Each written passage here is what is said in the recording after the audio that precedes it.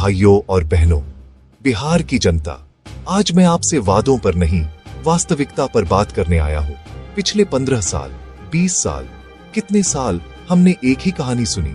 विकास होगा, रोजगार मिलेगा, शिक्षा सुधरेगी, पलायन रुकेगा। पर हुआ क्या? जब हमारे बच्चे डिग्री लेकर बाजार में निकलते हैं तो उनके हाथ में नौकरी का बुलावा नहीं, बस निराशा का खाली लिफाफा होता है। डबल इंजन की सरकार, अरे यह तो ऐसा इंजन है जिसमें नेता की कुर्सी तो आरामदायक है, पर डिब्बे में बैठे आम आदमी के लिए न रोटी है न पानी। ये कहते हैं बिहार बदल रहा है। हाँ, बदला है। बदला ये है कि हमारी मेहनत का पैसा इनके नेताओं के घर की टाइलें चमका रहा है। बदला ये है कि जहां एक यूनिवर्सिटी बननी थी, वहां इनके नेता का फार्म हाउस बन गया। बदला ये है कि जहां हर साल बाढ़ आती है, वहां राहत का पैसा इनके चहेतों की जेब में चला जाता है। सही बात है। रोजगार कहाँ है? हाँ, रोजगार। हमारे युवा लाखों की संख्या में हर साल पटना, दिल्ली, मुंबई भागते हैं। क्या ये पलायन नहीं है?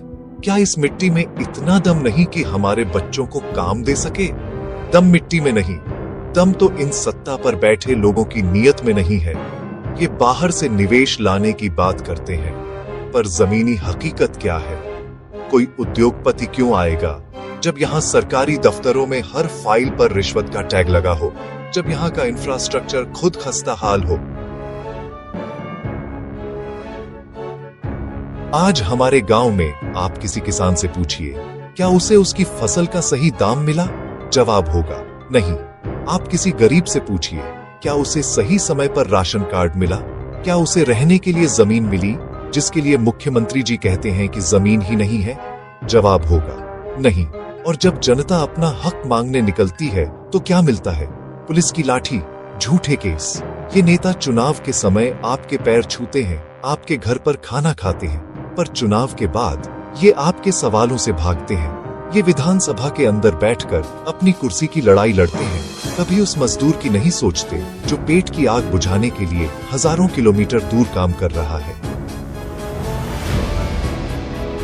मैं पूछता हूं उन सत्ता के शिखर पर बैठे लोगों से, कब तक हमें जाति के नाम पर बेवकूफ बनाओगे? कब तक हमें मंदिर मस्जिद में उलझाकर हमारे बच्चों का भविष्य खा जाओगे? कब तक एक ही मुख्यमंत्री बार बार पलटी मारकर कुर्सी को अपनी जागीर समझते रहेंगे? सुन लो सत्ता में बैठे लोगों, यह बिहार की जनता है। अब हम जाग चुके हैं। हमें अब आपका चेहरा नहीं, हमारी तकदीर बदलनी है। हमें अब झूठा वादा नहीं, पक्का इरादा चाहिए। याद रखना, यह चुनाव बस विधायक चुनने का नहीं है, यह चुनाव हमारी खुददारी का है। इस बार वोट देने से पहले अपनी झोपड़ी देखना, अपने बेरोजगार बेटे का चेहरा देखना, बाढ़ में टूटे हुए पुल को देखना और फिर तय करना कि कुर्सी पर कौन बैठेगा। जय बिहार, जय हिंद।